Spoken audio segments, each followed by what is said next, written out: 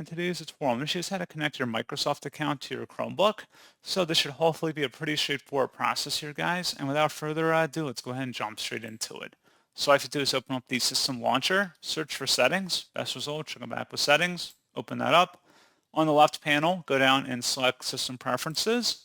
And then on the right side, going underneath files, you can connect your Microsoft account by selecting add your Microsoft account to OneDrive right here. Select that and then select connect and then walk through the OneDrive connection feature here.